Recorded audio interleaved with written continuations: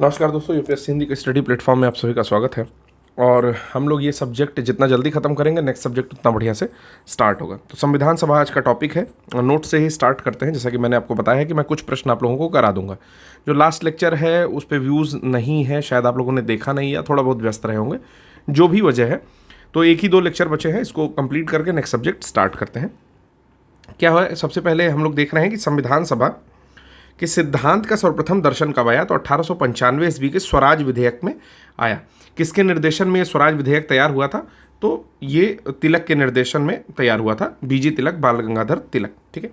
20वीं शताब्दी में इस विचार की ओर सर्वप्रथम संकेत जो है महात्मा गांधी ने किया, जबकि उन्होंने वर्ष 1922 में अपने विचार व्यक्त करते हुए कहा कि भारतीय संविधान भारतीयों की इच्छानुसार ही होगा। तो ये जितने भी कोट होते हैं उसको आप लोग को जरूर याद रखना है, मैंने पहले ही बताया है। ठीक है। तो 2 पॉइंट अभी तक मैंने बताया कि संविधान जो है वो स्वराज विधेयक में सबसे पहली बार, मतलब संविधान सभा का जो दर्शन है वो चीज़ आई। तो डायरेक्टली प्रश्न यहाँ से पूछता है। फिर ये पूछता है कि भारतीय संविधान भारतीयों के इच्छानुसार ही होगा, ये किसने कहा था? स्टेटमेंट है महात्मा गांधी की।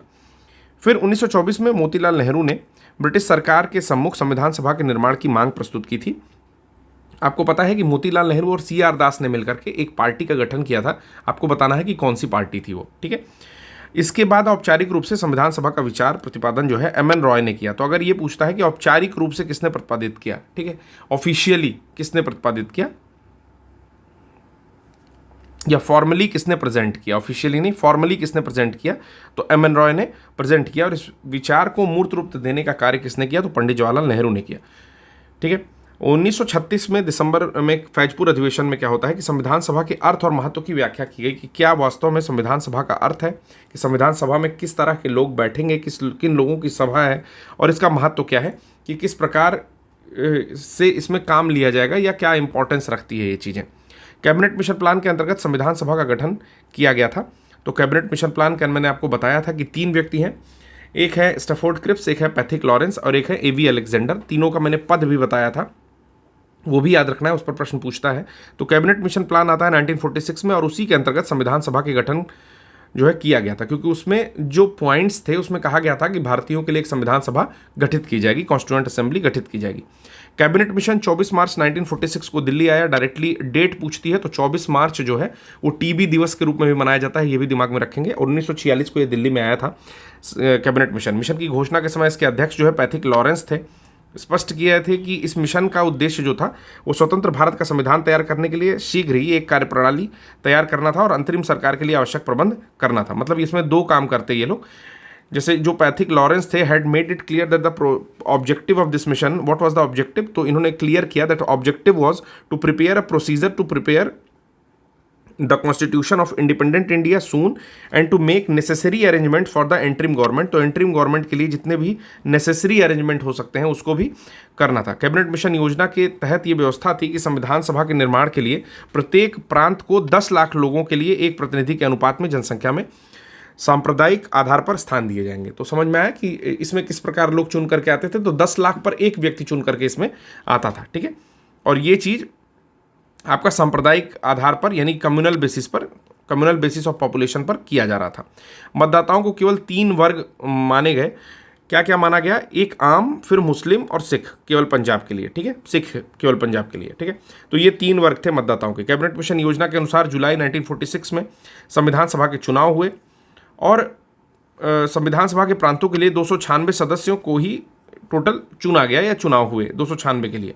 कांग्रेस उसमें से 208 जीतती है, मुस्लिम लीग 73 और 15 अन्य दल स्वतंत्र रूप से उसमें जीतते हैं। एक चीज़ और याद रखनी है कि संविधान सभा का सदस्य मोहम्मद अली जिन्ना नहीं थे। इस पर डायरेक्टली प्रश्न पूछता है कि क्या मोहम्मद अली जिन्ना संविधान सभा के सदस्य थे या नहीं थे। ये भी पूछता है कि क्या कैबिनेट मिशन जो प्लान आता है उसने अलग यानी कि पृथक एक देश की मांग को स्वीकार कर लिया था या नहीं किया था। ठीक है। तो कल ये सब कुछ लेक्चर में मैंने बताया है, तो इसका कमेंट बॉक्स में आप जवाब दीजिए कि क्या कैबिनेट मिशन ने पाकिस्तान यानी कि अलग राष्ट्र की मांग को स्वीकार किया था या नहीं किया था। संविधान सभा का पहला अधिवेशन, अब देखिए चीज़ें इंपॉर्टेंट यहाँ से होना स्टार्ट हो रही हैं कि जुलाई में आ रहा है आपका कैबिनेट मिशन प्लान। दिसंबर 9 को, डेट याद रखिएगा, बिल्कुल डेट से पूछता है। तो पहला अधिवेशन कब हो रहा है? 9 दिसंबर 1946 को हो रहा है। इसके अस्थायी अध्यक्ष चुने जा रहे हैं बीइंग ओल्डेस्ट या एल्डेस्ट ऐसा कह सकते हो कि सबसे ज़्यादा जो है ये वृद्ध व्यक्ति हैं, सबसे ज़्यादा उम्रदराज व्यक्ति हैं सच्चिदानंद सिन्हा। इनको जो है एक सर्वसम्मति से चुन लिया जाता है अस्थायी अध्यक्ष, ठीक है। और फिर नेक्स्ट डे चुना जाता है स्थायी अध्यक्ष, जिसमें बनाया था डॉक्टर राजेंद्र प्रसाद को। दूसरी बैठक हो रही है 11 दिसंबर को, यानी कि 2 दिन बाद, 9 को हुई, फिर 11 को होती है। दिल्ली में हो रही है, अस्थायी अध्यक्ष चुना जा रहा है, ठीक है, डॉक्टर राजेंद्र प्रसाद को। और उसके बाद फिर 13 दिसंबर को भी एक मीटिंग होती है। तो ये 3 डेट है जिसको आपको याद रखना है, ठीक। अब डायरेक्टली आपको कह दिया गया कि 26 नवंबर जब बन करके तैयार हो रहा है तो उसको अंगीकृत, आत्मार्पित और अधिनियमित किया जा रहा है। तो 26 नवंबर 1949 की डेट याद रखेंगे, ठीक है। इस समय अपने गठन के समय संविधान सभा संप्रभु नहीं थी, यानी कि सॉवरिन नहीं थी। सॉवरिन का मतलब ये होता है कि अगर आप निर्णय ले रहे हैं तो कोई विदेशी राष्ट्र उसमें इंटरफेरेंस ना करे, कोई इंटरवीन ना करे, बीच में किसी के दबाव में आपका निर्णय प्रभावित ना हो। जैसे सपोज करो कि धारा 370 अगर भारत को हटानी थी तो संसद ने एक बार निर्णय लिया, ठीक है, और धारा 370 हटा दी गई। ऐसा नहीं है कि पाकिस्तान या चीन के दबाव में धारा 370 नहीं हटाई गई, तो इसको बोलेंगे फिर संप्रभु निर्णय या संप्रभु देश, सॉवरेन कंट्री, ठीक है। तो संविधान सभा जब गठन हुआ तब जो है संप्रभु नहीं थी। 14 अगस्त 1946 की मध्यरात्रि यानी कि 15 अगस्त को संविधान सभा भारतीय अधिराज्य के लिए संप्रभु संविधान सभा घोषित की गई। क्यों? क्योंकि उस दिन देश आज़ाद हो गया। अब जो भी निर्णय लेंगे वो कौन लेगा? भारतीयों के द्वारा ही लिया जाएगा, या संविधान सभा के द्वारा ही लिया जाएगा, या इंटरिम गवर्नमेंट के द्वारा ही लिया जाएगा। तो अब ये संप्रभु हो जाती है। अध्यक्ष कौन था इसका? तो राजेंद्र प्रसाद जब से अध्यक्ष बने थे तब से ही अध्यक्ष थे। ब्रिटिश युग की लेजिस्लेटिव असेंबली तथा स्वतंत्र भारत की संसद में अध्यक्ष का पद जीवी मावलंकर ने संभाला, ठीक है। तो संसद की अध्यक्षता कौन कर रहा था? जीवी मावलंकर कर रहे थे। चलिए, ब्रिटिश युग में मावलंकर वर्ष 1946 से अगस्त 47 तक केंद्रीय लेजिस्लेटिव असेंबली के अध्यक्ष रहे थे एवं भारत के स्वतंत्र होने के बाद लोकसभा के प्रथम अध्यक्ष के रूप में भी 1952 से लेकर के 56 तक थे, ठीक है। तो जीवी मावलंकर का नाम है गणेश वासुदेव मावलंकर, जो कि 46 से ही स्टार्ट करते हैं, 47 तक रहते हैं ब्रिटिश युग में, केंद्रीय लेजिस्लेटिव असेंबली के अध्यक्ष रहते हैं। और भारत के जब स्वतंत्र हो जाता है तो पहले स्पीकर बन जाते हैं, लोकसभा के प्रथम अध्यक्ष बन जाते हैं, या स्पीकर जो भी बोलिए। तो 52 से लेकर के 56 तक रहते हैं, ठीक। उसके अलावा उनका और दिया हुआ है एक चीज़ कि 37 से 46 के दौरान बम्बई प्रांत की लेजिस्लेटिव असेंबली के भी अध्यक्ष रहे, यानी कि बम्बई प्रांत में लगभग 10 वर्ष काम करने का उनको एक्सपीरियंस था, इसीलिए उनको स्वतंत्र भारत का भी एक तरह से लोकसभा अध्यक्ष बनाया जाता है। अब आता है इंटरिम सरकार का गवर्नमेंट या अंतरिम सरकार का गठन। मैं मान रहा हूं कि लेक्चर थोड़ा तेजी से चल रहा है क्योंकि मैं चाहता हूं कि आज इसका लास्ट लेक्चर हो। इसके बाद कुछ प्रश्न अगर मुझे कराने होंगे तो एक एक्स्ट्रा लेक्चर ला दूंगा, लेकिन जो आपकी क्लासेज हैं मॉडर्न हिस्ट्री की वो काफ़ी खिंच चुकी हैं, काफ़ी लंबी क्लासेज हो गई हैं। मैंने ऐसा एक्सपेक्ट नहीं किया था। मैंने 25 दिन का टारगेट रखा था कि मैं 2 हिस्ट्री कम से कम खत्म कर दूंगा, बट एक ही खत्म हो पाई है। तो थोड़ा तेजी के साथ अब जो भी क्लासेज लाएंगे वो थोड़ा तेजी से करेंगे। उससे फ़ायदा ये है यार कि देखो, अगर तुम लोग चाहो तो 0.75x पे सुन लो अगर तेज लग रहा हो, लेकिन ज़्यादा से ज़्यादा सब्जेक्ट कवर रहेगा तो ज़्यादा से ज़्यादा रिवीजन करने में आसानी होगी।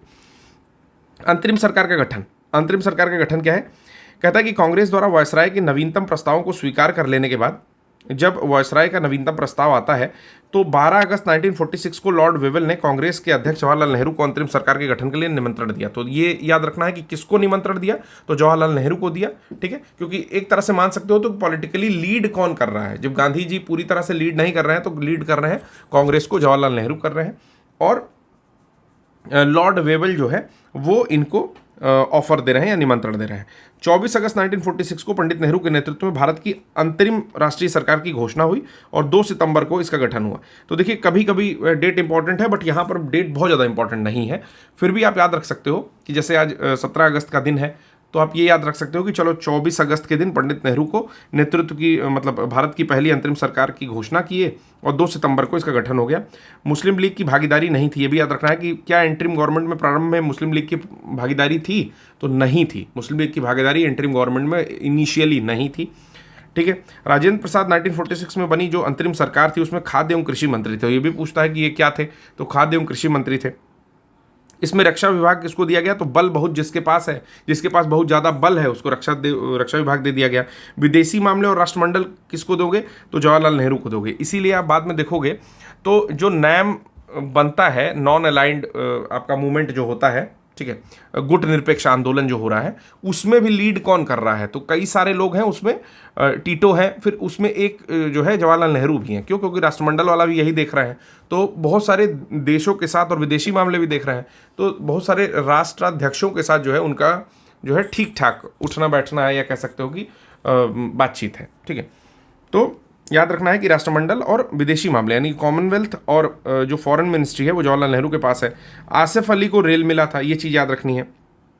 ठीक है, और उसके साथ परिवहन विभाग, अब रेल और परिवहन विभाग जो है आसिफ अली को मिला हुआ था। फिर 46 में लॉर्ड वेवल के बहुत कहने सुनने पर लीग अंतरिम सरकार में शामिल हो गई। ये याद रखिएगा कि किसके मनाने पर, तो वेवल के बहुत ज़्यादा मनाने पर जो मुस्लिम लीग है वो इंटरिम गवर्नमेंट में शामिल हो जाती है, और टोटल 5 सदस्य जो है सरकार में शामिल होते हैं 1946 में, जिसमें लियाकत अली को देखिए एक वित्त मंत्री बनाया गया। हमेशा याद रखिए कि जब भी मिली जुली सरकार होगी तो जिसके मिलने से बहुमत आ रहा है, जैसे आप करंट अभी लोकसभा देख सकते हो कि अगर आप देखोगे उड्डयन मंत्रालय, तो उड्डयन मंत्रालय पहले ज्योतिरादित्य सिंधिया के पास था, लेकिन अभी किसके पास पहुंच गया है, तो कोई रेड्डी हैं वो जो एकदम यंग है अभी वो सांसद आपके वहाँ का तेलंगाना का। ठीक है, तो उनको जो है आंध्र प्रदेश का, सॉरी, तो उनको जो है दे दिया गया है। उसी तरह बिहार में कई सारे पद जो है दिए गए हैं चिराग पासवान को और इत्यादि लोगों को। क्यों? क्योंकि बिहार और आंध्र प्रदेश इसलिए हाईलाइटेड हैं क्योंकि इन्हीं लोग के जुड़ने से एनडीए की गवर्नमेंट क्या हो गई है, बहुमत में आ गई, यानी कि बीजेपी सरकार में आई है। खुद के पास बहुमत नहीं था। तो मेरे कहने का सिर्फ ये मतलब है कि जिन लोगों के जुड़ने से बहुमत होता है ना, ठीक है, या जिन लोगों को मतलब थोड़ा तवज्जो देना पड़ता है ऐसी स्थिति में, तो ये जानो कि 5 लोग आए थे मुस्लिम लीग से, तो उन लोगों को तवज्जो देना था, तो लियाकत अली को वित्त मंत्री बना दिए, एक ठीक ठाक पोस्ट है उस वो बना दिए। ठीक है, और जिन्होंने नया बजट प्रस्तुत करते समय उद्योगपतियों और व्यापारियों पर अत्यधिक कर लगाए, तो देखिए ठीक ठाक काम कर रहे थे ये कि भाई उद्योगपति और व्यापारी वो लोग पहले से फ्लोरिस्ड हैं, इस्टेब्लिश्ड हैं, पैसे हैं उनके पास, तो बढ़िया कर लगा दो, तो ठीक ठाक पॉलिसी भी बनाए थे। फिर कह रहा है 2 सितंबर 1946 को जो अंतरिम सरकार बनी उसमें अबुल कलाम आज़ाद जो है मंत्री नहीं थे, लेकिन जब आपकी इंडियन गवर्नमेंट बनती है तो अबुल कलाम क्या थे, शिक्षा मंत्री बनते हैं। तो इसलिए ये पॉइंट ज़्यादा इंपॉर्टेंट हो जाता है कि स्टार्टिंग में इंटरिम गवर्नमेंट में अबुल कलाम आज़ाद के पास कोई पोस्ट नहीं है मंत्री की। ठीक है ना, मतलब he was not the minister or not taking any post of minister. ठीक है, इस सरकार में शामिल होने वाले 12 कांग्रेसी मंत्री थे, जैसे पंडित जवाहरलाल नेहरू थे, सब वल्लभ भाई पटेल थे, ये मत जानिए, सीधे इनका पोस्ट जो है मिलेगा तो वो मैं बताऊंगा। 2 सितंबर 1946 को गठित होती है जो अंतरिम सरकार, उसमें लियाकत अली प्रारंभ में शामिल नहीं थे। लियाकत अली सहित 5 लोग जो है 26 अक्टूबर 1946 को बनते हैं और उनको मंत्री बना दिया जाता है, जिसके कारण 3 कांग्रेसी सदस्य सैयद अली ज़हीर, शरद चंद्र बोस और सर शफात अहमद खां को हटना पड़ा। तो ये पॉइंट याद रखना है कि 3 कांग्रेसी सदस्य हट रहे हैं, जैसे सैयद अली ज़हीर हट रहे हैं, शरद चंद्र बोस हट रहे हैं और सर शफात अहमद खान जो है वो हट रहे हैं। बंगाल के ए के फजलुल हक के नेतृत्व में कृषक प्रजा पार्टी तथा मुस्लिम लीग की गठबंधन सरकार वर्ष 1946 के चुनाव में सत्ता में आई थी, किंतु बाद में मुस्लिम लीग का मंत्रिमंडल गठित हुआ जो 14 अगस्त 1947 तक सत्ता में रहा। तो ये चीज़ें कहाँ चल रही हैं, बंगाल में चल रही हैं। इसके जो प्रधानमंत्री बने वो बने एच.एस. सोहरावर्दी। ठीक है, एक और है 16 अगस्त को मुस्लिम लीग जब शामिल नहीं हुई थी तो इन्होंने डायरेक्ट एक्शन डे या सीधी कार्यवाही दिवस जो है सुनिश्चित किया था। जितने लोग भी इंग्लिश में देखना चाहते हो उन लोगों के लिए एक सेकंड, संविधान करके एक सीरीज है, आपको मिल जाएगी लोकसभा टीवी या राज्यसभा टीवी पे, तो संविधान सीरीज आप लोग देख सकते हो इंग्लिश वाले। ठीक है, हिंदी वालों को थोड़ी दिक्कत होगी, वो लोग चाहे तो प्रधानमंत्री एक सीरियल आता था एबीपी न्यूज़ पे, वो देख सकते हो। यूट्यूब पे दोनों चीज़ अवेलेबल है ज़्यादा समझने के लिए इस चीज़ को प्रैक्टिकली। ठीक है, तो डायरेक्ट एक्शन डे उसमें काफ़ी ठीक से दिखाया हुआ है, सीधी कार्यवाही दिवस या डायरेक्ट एक्शन डे सुनिश्चित किया गया था 16 अगस्त को। ठीक है, वायसराय के अंतिम सरकार के फैसले को नामंजूर करते हुए मुस्लिम लीग क्या करती है, स्वतंत्र एवं संपूर्ण प्रभुता संपन्न पाकिस्तान राज्य की स्थापना की मांग करती है। वायसराय के अंतरिम सरकार यानी कि इंटरिम गवर्नमेंट का जो भी फैसला है उसको जो है वो करके, अब इस दिन जो है जब इन्होंने पाकिस्तान की मांग की तो उक्त तिथि को दंगे फैलाना, आतंक का माहौल बनाकर यह प्रदर्शित करना था कि हिंदू और मुस्लिम एक साथ नहीं रह सकते। इसी को डायरेक्ट एक्शन डे कहते हैं। ठीक है ना, सीधी कार्यवाही दिवस का जो है यही था, दंगे फैलाना और आतंक का माहौल बनाकर यह प्रदर्शित करना कि हिंदू और मुसलमान एक साथ नहीं रह सकते। ठीक है, उसी को डायरेक्ट एक्शन डे कह रहे हैं एक तरीके से। 16 अगस्त वो दिन है, याद रखिएगा। तो नोआखली का दंगा भी उसी के आसपास में भड़कता है। देखिए लिखा भी हुआ है कि नोआखली जो है प्रमुख केंद्र रहा। कहाँ पड़ता है नोआखली, तो बंगाल, शायद तत्कालीन बांग्लादेश के आसपास पड़ता था। ठीक है, लेकिन ये है कि बंगाल के साइड का ही एरिया है नोआखली, वहाँ पर जो है बहुत सारे हिंदुओं को काट दिया गया था। मतलब मार दिया गया था। हालांकि यहाँ पे हिंदू मुस्लिम नहीं करना है, लेकिन फिर भी मतलब जो हुआ था वो चीज़ यही थी। एक्चुअली मैंने उसमें देखा है ना किसी सीरियल में, तो उसमें ऐसी चीज़ें दिखाई हुई थी। फिर आता है भारत का संवैधानिक विकास। अब देखते हैं क्या क्या कैसे कैसे संवैधानिक विकास हो रहा है। ये समझ लीजिए कि पूरा एक जिस्ट है। शुरुआत से स्टार्ट करते हैं कि देखिए, जो भी कंपनी में बहुत सारा भ्रष्टाचार और कुप्रशासन था, यानी कि बैड एडमिनिस्ट्रेशन एक तरह से कह सकते हैं। एग्जैक्टली वर्ड क्या लिखा हुआ है, पास द रेगुलेशन, करप्ट, ठीक है ना, एंड मिस गवर्नेंस। तो बैड एडमिनिस्ट्रेशन नहीं, मिस गवर्नेंस बहुत ज़्यादा था। उसको दूर करने के लिए 1773 का रेगुलेटिंग एक्ट आता है और 1774 में कलकत्ता हाई कोर्ट की स्थापना होती है। ठीक है, सुप्रीम कोर्ट की स्थापना होती है। ठीक, इसके तहत होता क्या है 1773 के रेगुलेटिंग एक्ट के तहत कि जो मद्रास है, बम्बई है, और उन दोनों को कलकत्ता प्रेसिडेंसी के अधीन कर देते हैं।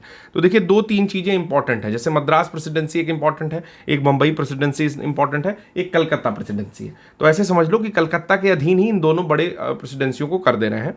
अब बंगाल के गवर्नर को क्या कहा जाने लगा, गवर्नर जनरल नाम दे दिया गया, कि अभी तक ये गवर्नर थे, अब ये गवर्नर जनरल हैं, इनको जनरलाइज कर दिया गया, थोड़ा व्यापक हो गए इनका अधिकार जो है। प्रथम गवर्नर जनरल कौन है, तो वॉरेन हेस्टिंग है, सब लोग बता दोगे। रेगुलेटिंग एक्ट का उद्देश्य क्या था कि भारत में ईस्ट इंडिया कंपनी की गतिविधियों को ब्रिटिश सरकार की निगरानी में लाना, कि भाई भारत में जो ये लोग बवाल कर रहे हैं, ठीक है, ईस्ट इंडिया कंपनी वाले जो अराजकता फैला रहे हैं, उसको ब्रिटिश गवर्नमेंट की निगरानी में ले आओ, या ब्रिटिश गवर्नमेंट उस पर कुछ जान सके कि ये लोग क्या बवाल मचाए हैं। ठीक है, रेगुलेटिंग एक्ट 1773 के द्वारा सर्वप्रथम कलकत्ता में एक सर्वोच्च न्यायालय की स्थापना की गई। इसमें एक न्यायाधीश और 3 अन्य न्यायाधीश थे। न्यायाधीश का नाम था एलिजा एम्पे। ठीक है, इस सर्वोच्च न्यायालय में सामान्य न्यायालय एवं देश विधि के न्यायालय, नौसेना विधि के न्यायालय तथा धार्मिक न्यायालय के रूप में कार्य करना था। अब देखिए क्वेश्चन कहाँ से पूछता है, आपने सारा कुछ पढ़ लिया, प्रश्न पूछ लेगा कि जो सर्वोच्च न्यायालय कलकत्ता में 1773 के एक्ट के बाद बना, 1774 में बना, वो केवल सामान्य न्यायालय था। ठीक, वो देश विधि का न्यायालय था, नौसेना विधि का न्यायालय था और धार्मिक न्यायालय था। पूछ देगा कौन सा इनकरेक्ट है या सभी करेक्ट है, तो सभी करेक्ट है कि धार्मिक न्यायालय के रूप में भी कार्य कर रहा था, नौसेना विधि के रूप में भी कार्य कर रहा था। मतलब इंग्लिश में चीज़ें ज़्यादा क्लियर हो जाएंगी। कह रहा है कि जो function as a general court and court of country law, court of naval law, religious court, कि नेवल लॉ भी देख रहा है, कंट्री का लॉ भी फॉलो कर रहा है और रिलीजियस कोर्ट की तरह से भी काम कर रहा है। उच्चतम न्यायालय जो गठित हुआ, मैंने बताया कि 1774 में गठित हुआ। एलिजा एम्पे इसके मुख्य न्यायाधीश थे और रॉबर्ट चैम्बर्स, सीजर ली मैंस्टर और जॉन हाइड ली मैंस्टर, ठीक है, ये अन्य न्यायाधीश थे। 3 ही न्यायाधीश है, इसमें 4 लिख दिया है। रॉबर्ट चैम्बर्स पूरे होंगे, एक मुख्य और 3 अन्य थे। ठीक है, 1786 में क्या हुआ, अब 1773 के आगे बढ़ता है। 1786 में क्या हुआ, ये हम लोग क्या पढ़ रहे हैं, संवैधानिक विकास का क्रम पढ़ रहे हैं, किस तरह चीज़ें चेंज हो रही हैं। 1786 में ये अधिनियम आया कि ब्रिटिश संसद के सम्मुख इस भावना से ये अधिनियम रखा गया कि कॉर्नवालिस को भारत के गवर्नर जनरल का पद स्वीकार करने के लिए मना लिया जाए, कि भाई कॉर्नवालिस जो है वो भारत का गवर्नर जनरल बन जाए। वह गवर्नर जनरल था, मुख्य सेनापति, दोनों की शक्तियां लेना चाहता था। ठीक, तो इसलिए उसको मना रहे थे कि केवल गवर्नर जनरल तुम बन जाओ। इस नए अधिनियम के अनुसार यह सब स्वीकार हो गया था। उसे विशेष अवस्था में अपनी परिषद के निर्णयों को रद्द करने था, अपने निर्णयों को लागू करने का अधिकार भी दे दिया गया। एक और चीज़ उसको दे दी गई इसके साथ में कि भाई तुम्हारी परिषद कोई निर्णय ले रही है तो उसके निर्णय को रद्द कर सकते हो, और अगर खुद का कोई निर्णय है तो उसको लागू कर सकते हो। कॉर्नवालिस जो है जिला कलेक्टर को अधिक शक्तिशाली नहीं बनने देना चाहता था, अतः उसने शक्ति का पृथक्करण सिद्धांत अपनाया। ठीक है ना, तो शक्ति का पृथक्करण सिद्धांत ये भी प्रश्न पूछता है कि who adopted separation of power principle, तो वहां पर आता है आपका कॉर्नवालिस। तो शक्ति के पृथक्करण का सिद्धांत अपनाता था, क्यों, क्योंकि वो नहीं चाहता था कि किसी भी डिस्ट्रिक्ट का जो कलेक्टर है वो ज़्यादा क्या हो जाए, पावरफुल हो जाए। ईस्ट इंडिया कंपनी के भारतीय व्यापार को एक अधिकार चाय और चीन के साथ छोड़ करके 1813 के चार्टर एक्ट द्वारा समाप्त किया गया। तो एक काम ये भी था आपका संवैधानिक विकास में कि 1813 तक जो है चाय और चीन, मतलब सारा जितना भी व्यापारिक एकाधिकार था सब ईस्ट इंडिया कंपनी के पास था दोस्तों। लेकिन होता क्या है कि 1813 के एक्ट के साथ चीन के साथ जो व्यापार हो रहा है उसको छोड़ दिया जाता है, और चाय पर जो एकाधिकार है उसको छोड़ दिया जाता है। बाकी सारे एकाधिकार को समाप्त कर दिया जाता है। एकाधिकार को समाप्त करना मतलब ऐसा नहीं है कि केवल ईस्ट इंडिया कंपनी जो आई है केवल वही करेगी, ठीक है ना, उसके एकाधिकार को समाप्त किया जा रहा है। फिर कह रहा है कि 20 वर्षों के लिए भारतीय प्रदेशों तथा राजस्व पर नियंत्रण अधिकार दे दिया गया कंपनी को, कि आपको भारतीय प्रदेशों पर अधिकार है और नियंत्रण पर, राजस्व पर नियंत्रण है। 1813 के एक्ट में ही जो है 1 लाख रुपए वार्षिक शिक्षा पर खर्च करने का भी प्रावधान आया कि अब जो है भारतीयों की शिक्षा पर आप लोग 1 लाख रुपए वार्षिक रूप से खर्च करेंगे। फिर आता है 1833 का एक्ट। उसमें क्या किया गया कि सभी वाणिज्यिक अधिकार खत्म कर दिए गए, मतलब जितने भी कॉमर्शियल राइट्स थे कि आप चीन, चाय, जो 2 बच गया था उसको भी खत्म कर दिया गया। और भविष्य में केवल राजनीतिक कार्य ही इन लोगों को करने थे। किसको करने थे? जो कंपनी है उसको। अब केवल उनको पूरी तरह से राजनीतिक कार्यों के लिए धीरे धीरे एडमिनिस्ट्रेशन की ओर मोड़ा जा रहा है। आप देखो, पहले वो व्यापारिक उद्देश्य से कंपनी आती है, ठीक है। धीरे 1773 में मैंने बताया कि रेगुलेटिंग एक्ट में क्या हो रहा है। 1773 के रेगुलेटिंग में गवर्नर को गवर्नर जनरल बना रहे हैं। क्यों बना रहे हैं? क्योंकि मद्रास और बंबई प्रेसिडेंसी को भी किसके अधीन कर रहे हैं? बंगाल या कलकत्ता प्रेसिडेंसी के अधीन कर दे रहे हैं, ठीक है। फिर 1786 में इसी तरह से हुआ कि कॉर्नवालिस को मनाते हैं कि भाई तुम केवल जो है गवर्नर जनरल का पद ले लो। फिर उसकी जो मंत्रिपरिषद है उसमें उसको एक और अधिकार दिया गया कि भाई मंत्रिपरिषद की राय मानो या चाहो तो अपना निर्णय जो है थोप दो, ठीक है, इस तरह का कुछ। फिर उसने क्या किया कि शक्ति का पृथक्करण सिद्धांत ले आया कि ऐसा ना हो कि जो जिले के कलेक्टर हैं वो ज़्यादा क्या हो जाए, पावरफुल हो जाए, ठीक। फिर इसी क्रम में हम लोग आगे बढ़ रहे हैं कि इस अधिनियम द्वारा फिर 1813 में आपने देखा कि क्या हो रहा है कि 1 लाख रुपए खर्चा कर रहे हैं भारतीय शिक्षा पर, सारे व्यापारिक अधिकार यानी कि कमर्शियल राइट्स खत्म कर रहे हैं, केवल चाय और चीन के साथ व्यापारिक अधिकार अभी बचा हुआ है।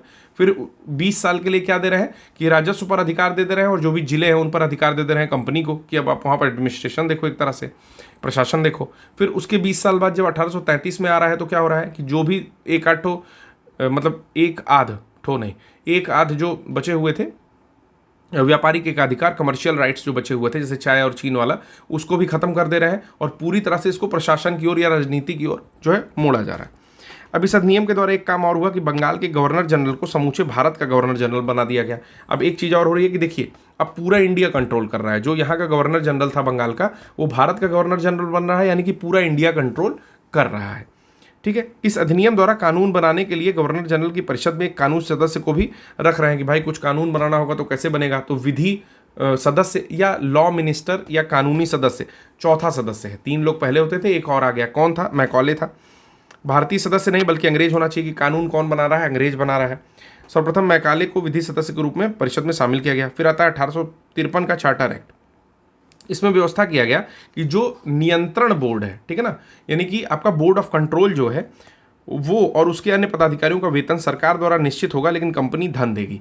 यानी कि जो ब्रिटेन की सरकार है, गवर्नमेंट जो है ब्रिटेन की, वो डिसाइड करेगी कि जो पदाधिकारी है ना नियंत्रण बोर्ड के, बोर्ड ऑफ कंट्रोल के, उनको कितना धन मिलना चाहिए कि 50 पाउंड मिलना चाहिए, 100 पाउंड मिलना चाहिए, 5 पाउंड मिलना चाहिए, जो भी है वो डिसाइड कर रही है। कौन? इंग्लैंड की गवर्नमेंट। और दे कहाँ से रहा है? कंपनी दे रही है अपने पास से। यानी कि कुल मिलाकर के जो भारतीयों का पैसा है, जो कंपनी किसी तरीके से व्यापार करके लाभ अर्जित की है या राजनीतिक रूप में अब जो अर्जित कर रही है कि भाई हम तुम्हारे लिए सुरक्षा करेंगे, तुम मेरी सेना का खर्चा दो, तो उससे पैसा लाभ हो रहा है, ठीक है। उस लाभ से अब बोर्ड ऑफ कंट्रोल के लोगों को पैसा दिया जा रहा है। डायरेक्टर की संख्या 24 से घटा करके 18 कर दी गई। पहले जो है 24 डायरेक्टर्स हुआ करते थे। जैसे कंपनी बनाने के लिए कुछ एक सीमित नॉर्म्स था कि भाई इतने लोग जो है इतना इतना पाउंड कंट्रीब्यूट करेंगे, शायद 500 पाउंड के आसपास की धनराशि कंट्रीब्यूट करेंगे और इतने बोर्ड ऑफ कंट्रोल के मेंबर होंगे। इस तरह से जो है शेयर बांटा जाएगा। तो डायरेक्टर्स की संख्या 24 से घटा करके 18 कर दी गई। उसमें 6 जो है उनका मनोनयन करते थे, यानी कि इनको नॉमिनेट करता था डायरेक्टली क्राउन कि ये फला को ले लो, फला को ले लो, उनके सदस्य उनके रिश्तेदार हैं, उनके रिश्तेदार हैं, 6 लोग को अपॉइंट कर दिया। इसमें यह भी प्रावधान था कि नियुक्तियां प्रतियोगी परीक्षाओं द्वारा की जाएंगी, इसमें किसी प्रकार का भेदभाव नहीं होगा। एक चीज़ और है कि कंपटीशन ला दिया गया कि भाई जो बढ़िया परफॉर्मेंस करेगा उसको भेजा जाएगा। 1858 का भारतीय सरकार अधिनियम आ रहा है, तो इससे पहले 1857 की लड़ाई हो चुकी है, यानी कि जितना मेन सियापा होना था इसमें वो हो चुका है। भारतीयों ने बहुत वीरता से जो है अंग्रेजों को मुंहतोड़ जवाब दिया है कि अब अपनी मनमानी मत करिए। तो इसमें इसी को बोलते हैं गवर्नमेंट ऑफ इंडिया एक्ट या भारत सरकार अधिनियम। इसके द्वारा प्रशासन का नियंत्रण जो है कंपनी से छीन करके सीधे ब्रिटिश क्राउन को दे दिया गया। अभी तक कंपनी को दिया गया था कि 20 साल के लिए राजस्व लोगे, 20 साल के लिए नियंत्रण करोगे, लेकिन 1858 में डायरेक्टली उसको इसको दिया गया है। क्राउन रूल चल रहा है। अब जो भी महारानी एलिजाबेथ टाइप की हैं वो जो है वहाँ से रूल कर रही हैं डायरेक्टली। इसमें बोर्ड ऑफ डायरेक्टर और बोर्ड ऑफ कंट्रोल के समस्त अधिकार भारत सचिव को दे दिए गए। अब एक नया पद आता है, भारत सचिव सृजित होता है और भारत सचिव को बोर्ड ऑफ डायरेक्टर और बोर्ड ऑफ कंट्रोल के दोनों के ही जो जितने मिश्रित अधिकार थे, समस्त अधिकार जो है दे दिया गया। तो यानी कि भारत सचिव एक इंपॉर्टेंट पोस्ट उभर करके आती है। और भारत सचिव क्या है? भारत सचिव आपका जो क्राउन है ना, उसके लिए डिवोटेड है, या उसके लिए अपने आप का मतलब क्या बोलेंगे उसको, समर्पित है, कि सारी चीज़ें उनको बता रहा है। फिर आता है इंडियन काउंसिल एक्ट 1861, 1861 का एक एक्ट आता है। इसमें गवर्नर जनरल को अध्यादेश जारी करने की शक्ति प्रदान की गई। तो ये भी पॉइंट याद रखिएगा कि ऑर्डिनेंस की शक्ति कब दी गई? ऑर्डिनेंस की शक्ति दी गई 1861 के चार्टर एक्ट में। ये अध्यादेश 6 माह तक लागू रह सकते थे, जैसा कि वर्तमान में होता है। अगर सेशन नहीं चल रहा है तो अध्यादेश जो है वो आर्टिकल 123 के द्वारा लॉन्च किया जाता है, और शायद स्टेट गवर्नमेंट में 213 के द्वारा लॉन्च किया जाता है। ठीक है, तो अध्यादेश जो है 6 महीने तक वैलिड होता है। और जब स्टार्ट होती है, मतलब जैसे मान लो सेशन नहीं चल रहा है तो 6 महीने तक अध्यादेश चलेगा, लेकिन जैसे ही सेशन में आता है आपका संसद पार्लियामेंट, तो उसके 1.5 महीने के अंदर, या 6 सप्ताह अगर उसको कहिए तो 6 सप्ताह के अंदर उसको पास होना जरूरी है, तभी वो एक्ट जो बिल है वो एक्ट बन पाएगा। ठीक है, फिर 1861 के भारतीय परिषद अधिनियम द्वारा वायसराय की परिषद को कानून बनाने की शक्ति प्रदान की गई, जिसके तहत लॉर्ड कैनिंग ने विभागीय प्रणाली शुरू की। तो कभी कभी पूछता है, इंग्लिश में लिख के पूछ देगा कि पोर्टफोलियो सिस्टम जो है किसके द्वारा स्टार्ट किया गया। ठीक है, डिपार्टमेंटल सिस्टम या पोर्टफोलियो सिस्टम। जैसे आज आप देखते हो कि भाई फला को नागरिक उड्डयन मिला, फला को रसायन मिनिस्ट्री मिली, किसी को रेल मंत्रालय मिला। ठीक है, हालांकि इतने सारे रेल एक्सीडेंट हो रहे हैं, लेकिन मजाल है कि कोई इस्तीफा दे दे, कोई शर्म लिहाज तो रहा नहीं। ठीक है, कानपुर में भी हो गया आज। तो इस तरह से जो है बहुत सारे मंत्रालय जो है लोगों को बांटे जाते हैं। तो पोर्टफोलियो कब से शुरू हुआ है? 1861 के भारतीय परिषद अधिनियम द्वारा ही वायसराय की परिषद को कानून बनाने की शक्ति पारित हुई, जिसमें लॉर्ड कैनिंग जो है विभागीय प्रणाली को शुरू करते हैं। तो कभी कभी व्यक्ति का नाम पूछता है तो लॉर्ड कैनिंग नाम है, कभी कभी एक्ट पूछता है तो 1861 का ही एक्ट है जो कि पोर्टफोलियो सिस्टम की शुरुआत करता है। लॉर्ड कैनिंग जो है विभिन्न सदस्यों को अलग अलग विभाग सौंपकर मंत्रिमंडलीय व्यवस्था की नींव डालते हैं। तो देखिए अब किस तरह से मंत्रिमंडल का गठन हो रहा है। आज़ादी तो मिलती है 1947 में एग्जैक्टली, ठीक है, लेकिन पोर्टफोलियो सिस्टम आ जा रहा है उसके 100 साल से भी, मतलब 100 साल के आसपास मानोगे, एग्जैक्टली 100 नहीं है लेकिन 80 साल के आसपास पहले ही आ जा रहा है। ठीक है, कौन लेके आ रहा है? लॉर्ड कैनिंग लेके आ रहा है। इसके अनुसार क्या हुआ? प्रशासन का प्रत्येक विभाग एक व्यक्ति के अधीन होता था, कि एक व्यक्ति को बैठा दो, पूरा प्रशासन जो है उसके अंडर में चल रहा है भारत। और उसी तरह उसका उत्तरदायित्व तय होता है, कि ऐसा नहीं है कि एक ही व्यक्ति है जो सारे विभागों को चला रहा है। अब अलग अलग व्यक्ति हैं जो अलग अलग विभागों की जिम्मेदारी ले रहे हैं, काफ़ी अच्छे से एडमिनिस्ट्रेशन उससे हो जाएगा। भारतीय परिषद अधिनियम 1861 के द्वारा कानून बनाने के लिए वायसराय की कार्यकारी परिषद में न्यूनतम 6 और अधिकतम 12 सदस्यों की नियुक्ति से उसका विस्तार किया गया। इन्हें वायसराय मनोनीत करेगा और 2 वर्ष तक अपने पद पर ये लोग बने रहेंगे, ऐसा कहा गया। इसमें से न्यूनतम जो है गैर सदस्य, मतलब आधे सदस्य जो होंगे वो गैर सरकारी होंगे। हो सकता है 6 हो तो उसमें से 3 गैर सरकारी होंगे, 12 हो तो उसमें से 6 गैर सरकारी होंगे। इस अधिनियम के द्वारा और क्या हुआ कि मद्रास और बंबई प्रांतों को अपने लिए कानून बनाने, उसमें संशोधन करने का अधिकार पुनः दे दिया गया। तथापि इन प्रांतीय परिषदों द्वारा बनाए गए कोई भी कानून उस समय तक वैध नहीं माने जाएंगे जब तक कि गवर्नर जनरल अनुमति ना दे दे। तो सिंपल सा हिसाब है कि कानून तो तुम बना लोगे, बंबई और मद्रास वाले, ठीक है, लेकिन अगर गवर्नर जनरल, जो कि उस समय भारत का गवर्नर जनरल था, अगर वो अपनी सहमति ना दे तो उसको जो है कानून वैध नहीं माना जाएगा, यानी कि वैलिड नहीं माना जाएगा। कि तुम बना लियो लेकिन केवल वो बिल रह गया है, बिल पास नहीं हुआ। ठीक है, बिल पास होगा तो क्या बन जाता? एक्ट बन जाता। मद्रास, बॉम्बे और कलकत्ता उच्च न्यायालयों की स्थापना, देखिए अब यहाँ पर उच्च न्यायालय के बारे में पूछा है, तो ये भी 1861 के तहत ही हो रही है और 1862 में, मतलब उसके तहत 1862 में होती है। भारतीय परिषद अधिनियम 1892 अब आता है। क्या है? भारतीय परिषद अधिनियम 1892 के अनुसार विधानमंडलों के सदस्यों के अधिकारों को 2 क्षेत्रों में बांटा गया। पहला है कि बजट पर उन्हें अपने विचार प्रकट करने का अधिकार दिया गया, लेकिन इस पर कोई प्रस्ताव रखने या मत विभाजन करने का अधिकार नहीं था।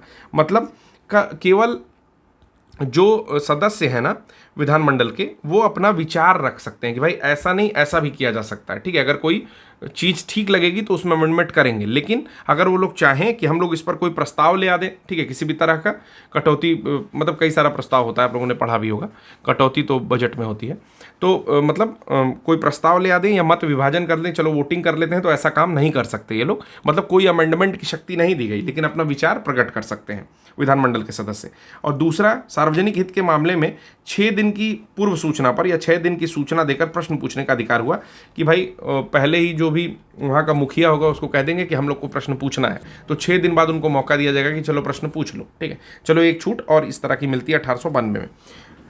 भारत में ब्रिटेन के सभी संवैधानिक प्रयोगों में से सबसे कम समय तक 1909 इंडियन काउंसिल एक्ट चला। 1909 को बोलते हैं मार्ले मिंटो सुधार, जो कि सबसे कम समय तक चलता है और ये संवैधानिक प्रयोगों में सबसे कम समय तक चल रहा है। डायरेक्टली प्रश्न यहाँ से भी पूछा है कि जितने सारे संवैधानिक प्रयोग चल रहे हैं उसमें सबसे कम ड्यूरेशन के लिए कौन चल रहा है, तो 1909 मार्ले मिंटो सुधार जो है आता है। रैमजे मैकडोनाल्ड के शब्दों में ये सुधार प्रजातंत्रवाद और नौकरशाही के मध्य एक अधूरा और अल्पकालिक समझौता था। देखिए इसमें प्रजातंत्र के बारे में बोल रहा है कि डेमोक्रेसी को लेकर के कह रहा है और नौकरशाही यानी कि ब्यूरोक्रेसी को लेकर के कह रहा है। तो जब भी चीज़ें चेंज होती हैं ना तो बहुत सारा उथल पुथल होता है। तो उसमें 1909 के बारे में रैमजे मैकडोनाल्ड के यही शब्द थे। फिर आता है मॉन्टेग्यू चेम्सफोर्ड, लगभग 10 साल बाद आता है आपके जो 1909 का एक्ट होता है उसके। तो 1918 में अपनी रिपोर्ट प्रस्तुत करती है, रिपोर्ट में अनुशंसा देती है कि प्रशासन में भारतीयों की भागीदारी को बढ़ाना चाहिए। ठीक है, ये लोग धीरे धीरे देखो ट्रांसफर जो है हो रहा है या भारतीयों को धीरे धीरे बढ़ा रहे हैं, क्योंकि आप ये लोग देख रहे हैं कि कांग्रेस नामक एक संस्था बन गई, धीरे धीरे भारतीय सशक्त हो रहे हैं, भारतीय होशियार भी हैं, भारतीयों को इंग्लिश हम लोग पढ़ा रहे हैं। 1 लाख रुपया खर्चा कब से कर रहे हैं, 1813 के समय से जो है कर रहे हैं हम लोग। 1 लाख रुपया खर्चा भी करते हैं। तो क्या 1 लाख रुपया खर्चा करते हैं हिंदी पढ़ाने के लिए? नहीं, 1 लाख रुपया खर्चा करते हैं इंग्लिश सिखाने के लिए, कि जब भारतीय इंग्लिश सीख जाएगा, जैसे आज का समाज है बहुत बड़ा तबका कि इतनी ज़्यादा इंग्लिश आती है ना कि हिंदी को ही उपेक्षित कर देते हैं। लेकिन मेरा हमेशा ये कहना है कि इंग्लिश जानो, इंग्लिश ही नहीं, फ्रेंच जानो, जर्मन जानो, रशियन जानो, सारी भाषाएं जानो, कोई इसमें बुराई नहीं है। बहुत अच्छी बात है कि आप पॉलीग्लॉट शायद बोलते हैं, कि बहुत सारे बहुभाषाविद हैं आप, लेकिन हिंदी को हमेशा प्रेफरेंस दो। कि हिंदी में मतलब ये नहीं कि कोई बेइज्जती कर रहा है, हिंदी बोल रहा है या कैसा बोल रहा है, तो उसको हमेशा पकड़ के रखिए, क्योंकि अगर आप अपनी मिट्टी भूल जाओगे ना तो फिर आपका कोई नहीं है, कहीं नहीं है। वो दिखाने की बात है। अपना घर अपना गांव ही अपना होता है यार, वहाँ से निकलने के बाद ना कोई अपना नहीं होता है। तो वो चीज़ें हमेशा अपने संस्कृति को, अपने संस्कार को, अपनी भाषा को, अपनी पहचान को बनाए रखना चाहिए। रिपोर्ट में यह भी अनुशंसा की गई थी कि सिविल सेवा परीक्षा इंग्लैंड और भारत में एक साथ आयोजित की जानी चाहिए था। उच्च भारतीय सिविल सेवा के 1/3 पदों पर जो है भारतीयों को आरक्षित होना चाहिए। मॉन्टेग्यू चेम्सफोर्ड की संस्तुति के आधार पर 1922 से सिविल सेवा परीक्षा इंग्लैंड एवं भारत में एक साथ आयोजित करने लगी। तो यहाँ पर डायरेक्टली प्रश्न आता है कि किस वर्ष से भारत और इंग्लैंड दोनों में सिविल सेवा परीक्षा एक साथ जो है आयोजित की जाती थी? तो 1922 से की जाती थी। एचिसन आयोग 1887 में अपनी रिपोर्ट प्रस्तुत करता है। ये कहता है कि सिविल सेवा परीक्षा इंग्लैंड एवं भारत में एक साथ नहीं आयोजित की जानी चाहिए। तो यहाँ पर अब दो तरह के कथन हो गए। एचिसन आयोग के बारे में अगर ये स्टेटमेंट लिख दिया कि पहला कि वो 1872 में आया था, दूसरा कि एचिसन चाहता था कि इंग्लैंड और भारत में एक साथ सिविल सेवा परीक्षा की जाए, तो आपको पता है कि दोनों ही स्टेटमेंट यहाँ पर इनकरेक्ट है। ठीक है, क्योंकि एचिसन ये चाहता था इंग्लैंड और भारत में एक साथ सिविल सेवा परीक्षा नहीं की जानी चाहिए, और दूसरी चीज़ कि एचिसन आयोग जो है 1887 में आया था। किसका सुझाव था कि एक साथ होनी चाहिए? तो वो मॉन्टेग्यू चेम्सफोर्ड की रिपोर्ट के अंतर्गत जो है अनुशंसा थी कि दोनों परीक्षाएं एक साथ होनी चाहिए। 20 अगस्त 1917 को सुधारों की घोषणा तत्कालीन भारत सचिव एडविन मॉन्टेग्यू, छोड़ दीजिए बस ये जानिए, मॉन्टेग्यू के नाम पर की गई। इसे मॉन्टेग्यू घोषणा के नाम से जाना जाता है। इसी को मैंने अगस्त घोषणा या डिक्लेरेशन बोला था। ठीक है, चलिए। तत्कालीन भारत सचिव एडविन मॉन्टेग्यू और वायसराय लॉर्ड चेम्सफोर्ड की रिपोर्ट भारतीय परिषद अधिनियम 1919 का आधार बनती है। देखिए, भारत परिषद अधिनियम जो 1919 है, ठीक है, जिसको मॉन्टेग्यू चेम्सफोर्ड भी कह रहे हैं सुधार, इसके पहले आपका मॉन्टेग्यू घोषणा 1917 में आ चुकी है, जिसको अगस्त घोषणा भी कहा जा रहा है। तो ये पॉइंट याद रखिएगा कि सारा रिपोर्ट 1917 में आ रहा है, सारी अनुशंसाएं आ रही हैं, उसके बिहाफ पर फिर मॉन्टेग्यू चेम्सफोर्ड रिपोर्ट आती है 2 साल बाद 1919 में। प्रांतों में द्वैध शासन प्रारंभ होता है उससे, मॉन्टफोर्ड सुधार भी इसको कहते हैं। 1919 से इसको प्रारंभ किया गया, जिसे भारत सरकार अधिनियम 1919 भी कहा जाता है। तो प्रांतों में द्वैध शासन, द्वैध का मतलब क्या हुआ? दो लोगों का शासन। ठीक है, और जब भी द्विसदनात्मकता आता है तो लोअर हाउस अपर हाउस, यानी कि लोकसभा राज्यसभा जैसी स्थिति मैं कह रहा हूँ, यानी कि विधानसभा और विधान परिषद ऐसी स्थिति बनाई जा रही है। ठीक है, तो इसको सदन कहते हैं, बाई कैमरल, और ये जो अभी बता रहा हूँ द्वैध शासन, इसको कहते हैं आपका डायरकी, यानी कि 2 लोगों का शासन। ठीक है, कि वायसराय भी शासन कर रहा है, ठीक है, और कोई और व्यक्ति भी, जैसे सपोज करो कि वहाँ का वायसराय भी शासन कर रहा है और क्राउन रूल भी चल रहा है, इस तरह की दो स्थितियाँ हैं यहाँ पर। ठीक है, इस अधिनियम में पहली बार उत्तरदायी शासन शब्द का प्रयोग किया गया। तो ये भी पूछता है कि उत्तरदायी शासन शब्द का पहली बार प्रयोग कब किया गया, तो मॉन्टफोर्ड सुधार में किया गया, यानी कि मॉन्टेग्यू चेम्सफोर्ड सुधार में किया गया। इसको भारत शासन अधिनियम 1919 कहा जाता है। इसके अंतर्गत दो विषय बांटे गए, पहला था आरक्षित और दूसरा था हस्तांतरित। इंग्लिश में भी देखो, एक थी रिजर्व लिस्ट, एक थी ट्रांसफर्ड लिस्ट। ठीक है, तो देखो रिजर्व लिस्ट किसको दी गई, ट्रांसफर लिस्ट किसको दी गई, इस पर प्रश्न पूछता है। तो हस्तांतरित विषय का प्रशासन विधायिका के चयनित सदस्यों को सौंपा गया, कि जो भी ट्रांसफर्ड सब्जेक्ट थे, ठीक है, वो आपके जो चयनित सदस्य है ना विधायिका में, लेजिस्लेटिव उसमें असेंबली में, उन लोगों को सौंप दिया गया। और आरक्षित विषय जो रिजर्व चीज़ें थी वो गवर्नर को दी गई। तो ये चीज़ भी पॉइंट याद रखिएगा कि गवर्नर क्या है, वो हमेशा रिजर्व चीज़ों पर जो है कानून बना रहा है, और जबकि बाकी जो ट्रांसफर्ड सब्जेक्ट है उस पर आपकी बना रही है विधायिका। ठीक, फिर आता है 1926 में एक लोक सेवा आयोग का गठन किया गया। ठीक, 1935 के अधिनियम के तहत, अब 1935 का जो अधिनियम आता है भारत शासन अधिनियम, उसमें क्या होता है कि लोक सेवा आयोग जो बना था 26 में, उसके स्थान पर संघीय लोक सेवा आयोग यानी कि यूपीएससी, ठीक है ना, संघ लोक सेवा आयोग आ जाता है। ठीक है ना, the federal public service commission started, sorry UPSC नहीं, federal service commission, federal under the federal public service commission was, ठीक है, पब्लिक सर्विस कमीशन की जगह पर federal public service commission start होता है 1935 से। और 1937 से संघीय लोक सेवा आयोग ने ब्रिटिश लोक सेवा आयोग से स्वतंत्र परीक्षा आयोजित करना प्रारंभ कर दिया, कि भाई ब्रिटिशर्स की जो परीक्षाएं हो रही हैं वो अलग हो रही हैं और जो भारतीयों के लिए हो रही हैं वो अलग हो रही हैं। 1937 से ये चीज़ें स्टार्ट होती हैं। 1950 में संविधान लागू होता है, तो संघीय लोक सेवा आयोग यानी कि फेडरल पब्लिक सर्विस कमीशन का नाम बदल करके संघ लोक सेवा आयोग यानी कि यूपीएससी कर दिया जाता है। 1935 के अधिनियम के द्वारा सर्वप्रथम भारत में संघात्मक सरकार की स्थापना का प्रावधान किया गया, कि भाई एक फेडरल गवर्नमेंट या संघात्मक सरकार यहाँ पर होगी। ठीक है, कितना पॉइंट और बचा है यार, ठीक है, चलिए। इस संघ को ब्रिटिश भारतीय प्रांतों तथा कुछ भारतीय रियासतें जो संघ में शामिल होना चाहती थी को मिलाकर बना गया। तो कौन कौन था ये भी याद रखिए, कि ब्रिटिश भारतीय प्रांत मतलब ऐसे प्रांत जिसमें ब्रिटिशर शासन कर रहे हैं, ऐसे समझ लो डायरेक्टली। और अगला कुछ भारतीय रियासतें, कि कुछ रियासतें जो है, जैसे जूनागढ़ रियासत हो गई, ठीक है, कश्मीर की रियासत हो गई, ठीक है, ये लोग क्या है, फ्री है ना अपने आप में। तो हैदराबाद रियासत हो गई, काफ़ी बड़ी रियासत थी, ठीक है, तो ये लोग क्या है, एक स्वतंत्र रियासत है। तो भारतीय रियासतें जो संघ में शामिल होना चाहती हैं उनको मिला करके बना दिया गया। ठीक है, इस अधिनियम के द्वारा क्या किया गया कि प्रांतों में द्वैत शासन को खत्म कर दिया गया। अभी तक प्रांतों में द्वैत शासन था, कि स्टेट लेवल पे द्वैत शासन था, कि दो लोग शासन कर रहे हैं। ठीक है, जैसे मैंने आपको बताया भी कि असेंबली के पास एक सब्जेक्ट कर दिया गया और गवर्नर के पास एक सब्जेक्ट कर दिया गया। गवर्नर सारे रिजर्व सब्जेक्ट रख लिया, उस पर कानून बना रहा है, और जो असेंबली है वो क्या कर रही है, जो ट्रांसफर्ड सब्जेक्ट या हस्तांतरित विषय है उस पर सब कानून बना रही है। तो अभी उसको खत्म कर दिया गया और प्रांतों की स्वायत्ता प्रदान की गई, प्रांत स्वायत्त हो गए, और केंद्र में द्वैत शासन लागू कर दिया गया। भाई केंद्र के पास अब इस तरह का द्वैत शासन है जो पहले प्रांतों में हुआ करता था। ठीक है, उसके बाद क्या हुआ कि 1935 के भारत सरकार अधिनियम द्वारा प्रांतों को दोहरे शासन के आधार पर उत्तरदायी शासन मिल गया, तथा आरक्षित एवं हस्तांतरित विषयों में भेद समाप्त हो गया। गवर्नर को आरक्षित तथा बचाव की संज्ञा के अधीन व्यक्तिगत निर्णय तथा विवेकाधीन शक्तियों का प्रयोग करने का अधिकार दिया गया। अभी भी उनके पास अधिकार है, कि क्या क्या बोला जा रहा है, उसको कहा जा रहा है डिस्क्रिशनरी पावर दी गई, विवेकाधीन शक्तियाँ और पर्सनल जजमेंट, कि उन्होंने अगर स्वयं निर्णय लिया, व्यक्तिगत निर्णय, तो उसका प्रयोग कर सकते हैं, और उसको अध्यादेश भी जारी करने का अधिकार दे दिया गया कि अगर आप चाहो तो ऑर्डिनेंस ला सकते हो। इस अधिनियम के द्वारा सांप्रदायिक तथा वर्गीय मतदाता मंडलों का विस्तार हुआ। मुसलमान, सिख, यूरोपीय, भारतीय ईसाई यानी कि एंग्लो इंडियन और भारतीय मुसलमान आदि को पृथक पृथक प्रतिनिधित्व मिलता है, यानी कि सांप्रदायिक और वर्गीय मतदाता मंडलों का विस्तार हो जाता है। फिर कह रहा है कि भारत का वर्तमान संवैधानिक ढांचा जो है बहुत कुछ 1935 के अधिनियम पर आधारित है। कहा जाता है कि लगभग 70% चीज़ें जो है ना मिलती जुलती हैं 1935 के अधिनियम से। फिर कह रहा है 1935 के मुख्य उपबंध इस प्रकार हैं, ध्यान दीजिएगा क्योंकि डायरेक्टली प्रश्न यहाँ से पूछा जाता है, काफ़ी इंपॉर्टेंट है। पहला है कि संघात्मक सरकार, भाई फेडरल गवर्नमेंट होगी, ठीक है, उसकी स्थापना कर देंगे। केंद्र में द्वैत शासन की स्थापना, केंद्र में क्या कर दिए, डायरकी लेके आ गए। प्रांतों में द्वैत शासन के स्थान पर स्वायत्त शासन की स्थापना कर दिए। चौथा पॉइंट है द्विसदनीय केंद्रीय विधानमंडल की जो सेंट्रल असेंबली हो रही है वो 2 सदन, उच्च सदन और निम्न सदन हो जा रही है। प्रांतीय शासन व्यवस्था, प्रांतों में भी शासन किया जा रहा है, जैसे अभी हम लोग के वहाँ मुख्यमंत्री बैठ रहे हैं, ठीक है, इस तरह से शासन व्यवस्था की जा रही है।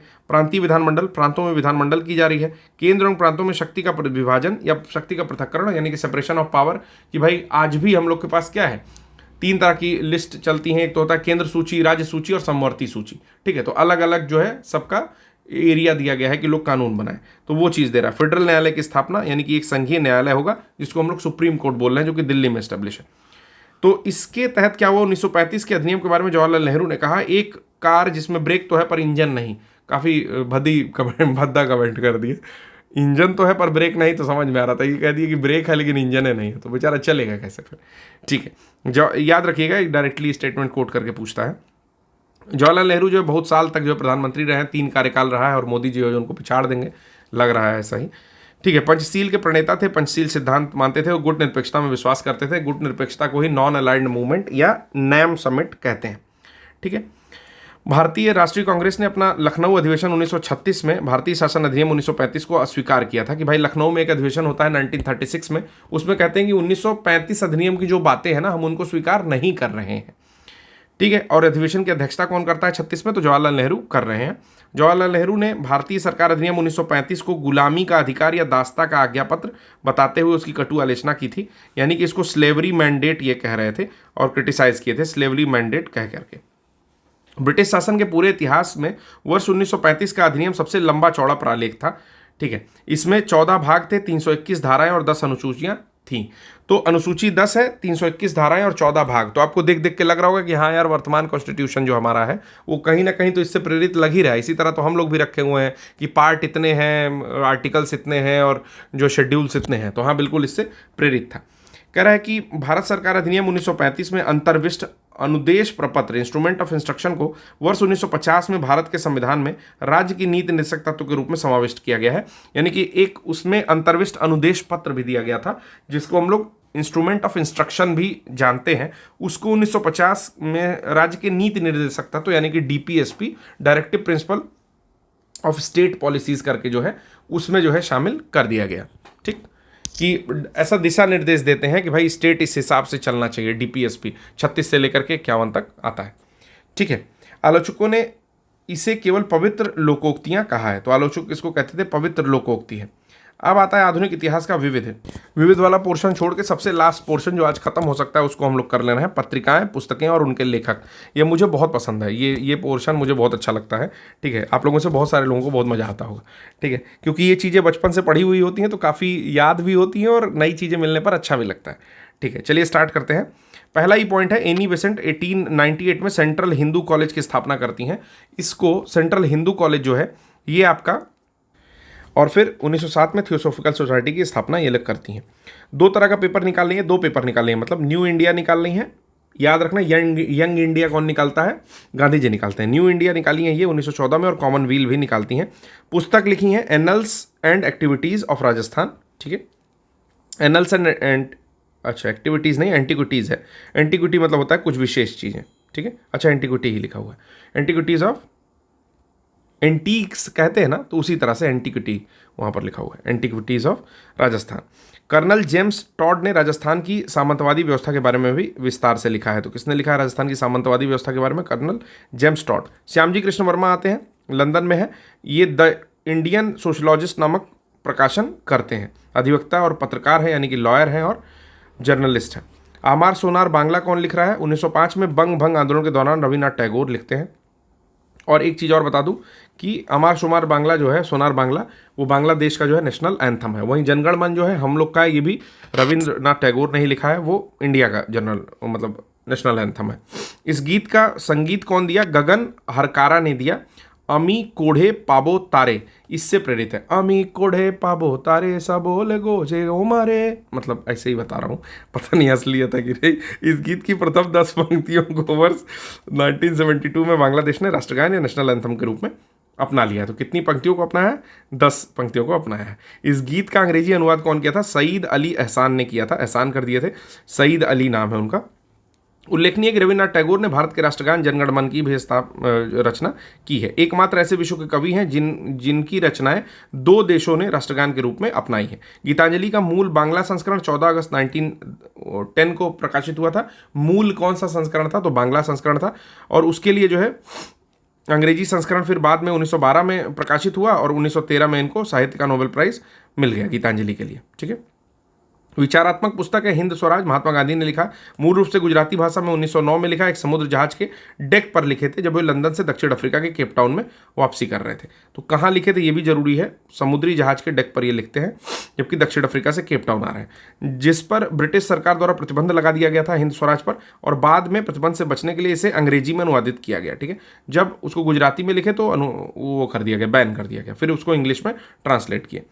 गांधी ने अपनी पुस्तक हिंद स्वराज में ब्रिटिश पार्लियामेंट को बांझ और वेश्या कहा है। तो डायरेक्टली प्रश्न पूछता है कि किस बुक में गांधी जी ने हिंद स्वराज को पार्लियामेंट को, ब्रिटिश पार्लियामेंट को बांझ और वेश्या कहा है? तो हिंद स्वराज में कहा है। महात्मा गांधी द्वारा यह टिप्पणी ब्रिटिश पार्लियामेंट की कार्यप्रणाली पर की गई थी। गोखले माय पॉलिटिकल गुरु पुस्तक के लेखक हैं M.K. गांधी, यानी कि मोहनदास करमचंद गांधी। M.K. लिख देगा तो थोड़ा सा प्रॉब्लम हो जाती है। गोखले माय पॉलिटिकल गुरु वो खुद एक्सेप्ट करते हैं, ये बुक भी गांधी जी ने लिखी है। पहला प्रकाशन इसका हुआ फरवरी 1955 में अहमदाबाद से किया गया। ईश्वरचंद्र विद्यासागर जो है समाज सुधारक हैं, 1820 से 1891 के बीच में। उसके अलावा शिक्षा शास्त्री भी हैं। उनके प्रयास से विधवा पुनर्विवाह अधिनियम 1856 जो है पारित होता है। इन्होंने बहु विवाह तथा बाल किशोर विवाहेतर दोष नामक पुस्तकें लिखी हैं। क्या क्या लिखी हैं? तो बहु विवाह लिखी हैं और बाल्य विवाहेर दोष। तो दो बुक की, ये बहु विवाह और बाल्य विवाहेर दोष नामक पुस्तक लिखी। फिर आते हैं D.K. कार्वे, काफ़ी इंपॉर्टेंट नाम है। विधवा आश्रम की स्थापना करते हैं पूना में। ठीक है, दास कैपिटल्स भाषा जर्मनी में प्रख्यात समाजवादी कौन लिखते हैं? कार्ल मार्क्स लिखते हैं। सोशलिस्ट आदमी है, दास कैपिटल नाम की बुक लिखते हैं। जर्मन भाषा में प्रकाशित होती है, 1867 में प्रकाशित हो रही है, जिसका कुछ भाग का संपादन जो है फ्रेडरिक एंजल्स भी करते हैं। बस नाम याद रखो कि दास कैपिटल कौन लिखा है? तो कार्ल मार्क्स लिखे हैं। इस पुस्तक में मार्क्स ने पूंजीवाद यानी कि जो कैपिटलिज्म होता है उसके सिद्धांत की तीखी आलोचना की है। क्यों? क्योंकि ये खुद सोशलिस्ट हैं, यानी कि समाजवादी हैं, और अपना विशिष्ट समाजवादी सिद्धांत प्रस्तुत किया है। इसे मार्क्सवाद के नाम से भी जाना जा रहा है। ठीक है, इस पुस्तक के प्रथम खंड का प्रकाशन मार्क्स के जीवन काल में हुआ और द्वितीय और तृतीय खंड का संपादन उनके मित्र एवं सहयोगी फ्रेडरिक एंजल्स के द्वारा किया गया उनकी मृत्यु के बाद। बंकिम चंद्र चटर्जी लिखते हैं आनंद मठ, जो कि बंगाली देशभक्ति बाइबल मानी जाती है, और आनंद मठ बुक जो है वो सन्यासी विद्रोह से प्रेरित है। 1859-60 के आसपास में सन्यासी विद्रोह हुआ था। ठीक है, यहाँ पर 1763 से 1800 पर लिखा हुआ है। सॉरी, मैंने गलत बता दिया, नील आंदोलन हुआ था 1859-60 में। ठीक है, सन्यासी विद्रोह होता है 1763 से 1800 के बीच में। और सन्यासी विद्रोह में बहुत सारे लोग हैं, जैसे रानी चौधरानी भी हैं, एक व्यक्ति, एक महिला। तो वो रानी चौधरानी के ऊपर भी एक बुक जो है लिखा हुआ है आपका बंकिम चंद्र चट्टोपाध्याय के द्वारा। केसरी सिंह बारहट राजस्थान के कवि और स्वतंत्रता सेनानी थे। इन्होंने 1903 में 13 कविताओं की चेतावनी रा चुंगढ़िया लिखी थी। ठीक है, तो मन करेगा तो याद करना यार, थोड़ा सा टेढ़ा है पॉइंट, तो याद कर लेना। भारत भारती कौन लिखता है? तो मैथिली शरण गुप्त लिखते हैं, जो कि राष्ट्र कवि के रूप से भी उपाधि से भी विभूषित हो चुके हैं। इनकी प्रमुख रचनाएं हैं अन्य, पंचवटी, साकेत, यशोधरा, जयद्रथ वध। तो इंपॉर्टेंट जो है ऐसे याद कर लो, भारत भारती, साकेत, यशोधरा, जयद्रथ वध काफ़ी इंपॉर्टेंट है। पंचवटी भी आपका मैथिली शरण गुप्त ने ही लिखा है। ए मेरे वतन के लोगों एक हिंदी देशभक्ति गीत है जिसके रचयिता कवि प्रदीप हैं। इस बारे में भी बहुत बार प्रश्न पूछता है। ए मेरे वतन के लोगों जरा आँख में भर लो पानी, ऐसे करके कुछ है ना। ठीक है, जो शहीद हुए हैं उनके, उसको लिखा है कवि प्रदीप ने। उज्जैन में जन्मे थे कवि प्रदीप। इनका असली नाम था रामचंद्र नारायण जी द्विवेदी। तो द्विवेदी जी ने जो है उज्जैन में जन्मे हुए थे और इन्होंने मेरे वतन के लोगों को लिखा है। ये भारत चीन युद्ध के समय 1962 में जो शहीद हुए थे सैनिक, उनको श्रद्धांजलि देने के लिए लिखा गया था। मोहम्मद इकबाल का जन्म होता है 1877 में, इंपॉर्टेंट नहीं है कहाँ होता है, ये इंपॉर्टेंट हो सकता है पंजाब के सियालकोट, जो कि वर्तमान में पाकिस्तान में पड़ता है। पेशे से वकील है और प्रारंभ में ये महान राष्ट्रवादी थे और उर्दू के शायर भी हैं। इन्होंने लिखा है सारे जहां से अच्छा हिंदुस्तान हमारा। ठीक है, किंतु बाद में मुस्लिम लीग से संबद्ध हो गए थे। मजहब नहीं सिखाता आपस में बैर रखना मोहम्मद इकबाल के द्वारा रचित प्रसिद्ध गीत सारे जहां से अच्छे का भाग है। ठीक है, landmarks in Indian constitution and national development नामक पुस्तक लिखते हैं गुरमुख निहाल सिंह। देखिए, जो भी ऑड नाम होगा ना उसको ज़्यादा याद रखना है। क्या नाम है बुक का? बुक का नाम है landmarks in Indian constitution and national development, इसको लिखते हैं गुरमुख निहाल सिंह। ये राजस्थान के प्रथम राज्यपाल भी रहे हैं 1956 से लेकर के 62 तक। कांग्रेस प्रेसिडेंशियल एड्रेसेस के संपादक हैं जीए नटेशन। कांग्रेस प्रेसिडेंशियल एड्रेसेस 1935 के संपादक हैं जीए नटेशन। ये 2 भाग में पुस्तक आती है, 1885 से 1910 के दौर के लिए, और दूसरा भाग 1911 से 1934 तक के लिए भारतीय राष्ट्रीय कांग्रेस के अध्यक्षीय भाषण उसमें संकलित हैं। पंडित जवाहरलाल नेहरू 1942-45 में अपने कारावास के दौरान अहमदनगर फोर्ट में जब कैद थे तो डिस्कवरी ऑफ इंडिया नामक पुस्तक लिखते हैं, जो भारत एक खोज के नाम से आपको दूरदर्शन पे एक सीरियल भी मिल जाएगा, और आजकल ऐड आ रहा है विविध भारती चैनल पे कि उसकी सीडी कैसेट्स भी अवेलेबल हैं, तो जिसको मन करे वो अपने मम्मी पापा या बड़े लोगों के लिए ले सकता है। ठीक है, कि कैदी जीवन नामक पुस्तक जो है, सॉरी कैदी जीवन बंदी जीवन कौन लिखा था, सचिंद्र सान्याल लिखे थे। यहाँ पर लिखा है कैदी जीवन के दौरान ही पंडित जवाहरलाल नेहरू ने मेरी कहानी एवं ग्लिम्सेस ऑफ वर्ल्ड हिस्ट्री यानी कि विश्व इतिहास की कुछ झलक पुस्तकें भी लिखी हैं। बंदी जीवन पुस्तक के लेखक है, अच्छा लिखा भी हुआ है, ठीक है। बंदी जीवन के पुस्तक के लेखक है सचिंद्र सान्याल। इनकी पुस्तक बंदी जीवन क्रांतिकारी आंदोलन के लिए पाठ्य पुस्तक के समान ही थी। Journey through kingdom of the Awadh in the year 1849-50 reports Lehmann द्वारा लिखी गई थी, जिसके 2 भाग लंदन से प्रकाशित हुए। भारत की दूसरी स्वतंत्रता इंडिया सेकंड फ्रीडम नामक पुस्तक जयप्रकाश नारायण जेपी जिनको बोला जा रहा है उसके उन पर लिखी गई थी, जिसके लेखक हैं एमजी देवासहायम, ठीक है ना, देवासहायम। जनरल ब्रजमोहन कौल द्वारा लिखी पुस्तक द अनटोल्ड स्टोरी है, ब्रजमोहन कौल ने लिखी थी द अनटोल्ड स्टोरी। ये पुस्तक 1967 में प्रकाशित हुई, जो भारतीय सेना के इतिहास पर प्रकाश डालती है। हेंस क्रिश्चियन एंडरसन ने अपनी रचना में परियों की कहानी का वर्णन किया। इनकी प्रमुख रचनाएं हैं the steadfast tin soldier, the snow queen, the little mermaid, ठीक है, और टम्बलिना इत्यादि। मरमेड मतलब होता है वो परी टाइप की कुछ, ठीक है, जल परी कह सकते हो। द गोल्डन गेट के रचयिता है विक्रम सेठ। अब चीज़ें थोड़ी सी मॉडर्न हो रही हैं तो विक्रम सेठ थोड़ा चीज़ें एडवांस हो रही हैं, तो गोल्डन गेट याद रखेंगे, विक्रम सेठ का उपन्यास है। 1986 में रचित यह प्रथम उपन्यास था इनका। साइलेंट स्प्रिंग के बारे में बहुत सारा प्रश्न पूछता है, इन्वायरमेंट से रिलेटेड पूछता है। अमेरिकी जैव वैज्ञानिक है रशेल कार्सन, बहुत बार पूछा हुआ है साइलेंट स्प्रिंग नामक पुस्तक के लेखक, तो रशेल कार्सन याद रखेंगे। कीटनाशकों के प्रयोग पर इन्होंने प्रश्न उठाया था। सैटनिक वर्सेस कौन लिखता है, तो सलमान रुश्दी का चौथा उपन्यास है। उसके अलावा भी बहुत सारा, जैसे शेम लिखा हुआ है, मिडनाइट चिल्ड्रन लिखा हुआ है उन्होंने, ठीक है। अभी हाल ही में उनकी कोई बुक आई, अभी मुझे एग्जैक्टली नहीं याद आ रहा है। तो ये सारी चीज़ें जो है सलमान रुश्दी ने लिखा है और काफ़ी कंट्रोवर्शियल लिखते हैं, ठीक है। इसका प्रकाशन 1988 में हुआ था, सैटनिक वर्सेस का। पुस्तक विवादित होने के कारण चर्चा में रही। देखिए विवादित यानी कंट्रोवर्सी लिखते ही हैं ये थोड़ा सा। फिर द नेम सेक झुम्पा लहरी नामक लेखिका के द्वारा लिखा गया है, ठीक है। नेम सीक झुम्पा लहरी वर्ष 2003 में लिखी थी। झुम्पा लहरी पुलित्जर पुरस्कार विजेता है। पुलित्जर पुरस्कार जो है पत्रकारिता और ये राइटिंग्स के क्षेत्र में दिया जाता है। यह पुरस्कार उनकी कहानी इंटरप्रेटर ऑफ माल्डीज के लिए 2000 में दिया गया था। मानस का हंस अमृतलाल नागर ने लिखा है, ठीक है। उनका प्रसिद्ध उपन्यास है अमृतलाल नागर का मानस का हंस। इसमें पहली बार व्यापक कैनवास पर रामचरितमानस के लोकप्रिय लेखक गोस्वामी तुलसीदास के जीवन को आधार बनाकर कथा रची गई थी। सुमित्रा नंदन पंत को आधुनिक काल के हिंदी भाषा का प्रमुख कवियों में से एक रूप में गिना जाता है। छायावाद के कवि हैं ये, और इनकी जो प्रमुख रचनाएं हैं उसमें है चिदम्बरा, लोकायतन, वाणी, युगवाणी, पल्लव, भारत माता, ग्रामवासिनी और कला और बूढ़ा चांद सुमित्रा नंदन पंत की रचनाएं हैं। प्रसिद्ध लेखिका है जिनका नाम है जेके रोलिंग। हैरी पॉटर सबने देखा होगा, ठीक है। लास्ट एपिसोड का नाम बताओ, अभी मैं कुछ दिन पहले इसको देख रहा था, ठीक। तो हैरी पॉटर उपन्यास लिखती हैं और इनका कार्लेनियस फज एक जादू का मंत्री है। अब देखो ये क्या हिंदी में शायद, ठीक है। तो बस ये जानो कि जेके रोलिंग जो है हैरी पॉटर लिखी है सारा पार्ट, ठीक। तो जो लोग पहले बुक पढ़ चुके थे उन लोग को हैरी पॉटर देखने में उतना इंटरेस्ट नहीं आया है। हम इंडियंस हैं, पढ़ने में कम बिलीव करते हैं, ठीक है, देखने में ज़्यादा बिलीव करते हैं, तो हम लोग सारा पार्ट कई बार देख चुके हैं। कितने लोग को हैरी पॉटर अच्छा लगता है बस लिख दो HP, ठीक है। मृगनयनी किसने लिखा है, मृगनयनी लिखा है वृंदालाल वर्मा द्वारा लिखित है। इसके अन्य उपन्यास है झांसी की रानी, भुवन विक्रम, संगम, लगन, अहिल्याबाई इत्यादि। बिखरे मोती सुभद्रा कुमारी चौहान के द्वारा लिखी गई 1932 में एक लघु कथा है। इसके अतिरिक्त उन्होंने उन्मादनी और सीधे साधे चित्र भी लिखा है।